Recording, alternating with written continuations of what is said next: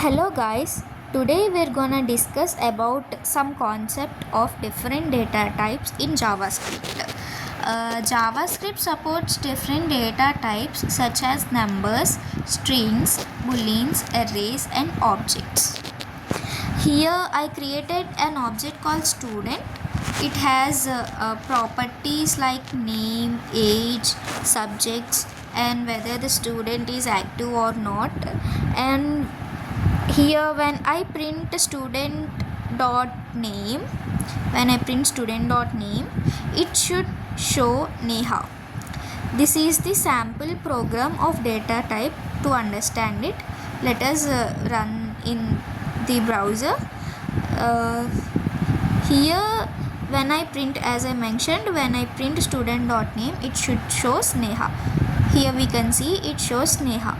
We could also access other properties like student dot age, student dot subject, which is age is 20.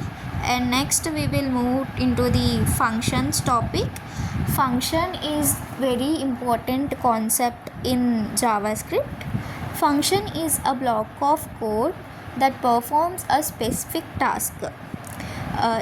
Instead of repeating code, we can write it once and call it whenever it is needed. Here I made a function called greet. It takes the name and returns a greeting message. And when I call greet Neha, it prints hello Neha. As we can see, I use it greet function and it returns hello Neha. We can change the name and we can add more number of people if we have to greet many people. And that's the power of functions, and they save time and keep our code clean. This is the output of functions. Hello Neha is the output of the following program. And next we will move into the topic loops. Loops are used to repeat tasks. For example, we can print all subjects in an array using a loop.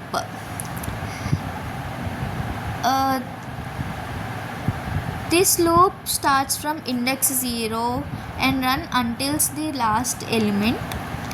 Okay. Loops are very useful. We don't need to manually write console.log for each item.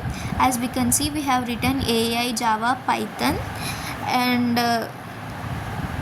if we return, as we can see, it shows AI, Java, Python one by one with the indexes given. And we will move into the next topic. The next topic is conditional statements. Conditional statement let us run different code depending on conditions. The most common is if else. In this program, if the marks are 50 or above, it prints you pass it. We have given the marks 75 and we place it greater than or equals to 50 in if condition, and it should return you pass it, or else it should return you failed. And conditional statements help us to make decisions in our programs. So if we print the following statement, it returns as you pass it, because here we gave marks like 75, which is greater than 50. 75 is greater than 50, so it returns the value it returns the code you pass it. So let us move to the next topic, arrays. Arrays let us store multiple values in a single variable. We can access each value using its index number starting from 0. Array means storing multiple values.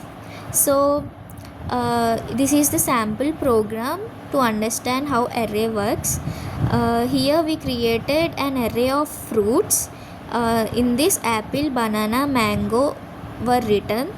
The first element apple is at index 0 and second element is at index 1 and third element is at index 2.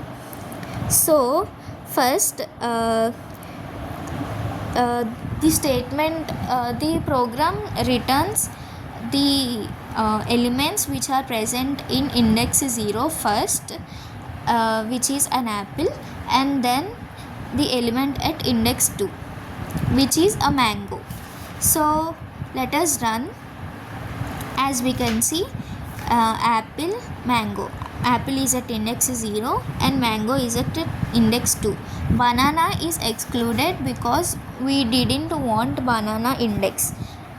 And next, coming to the conclusion, so it was a quick introduction to some JavaScript concepts.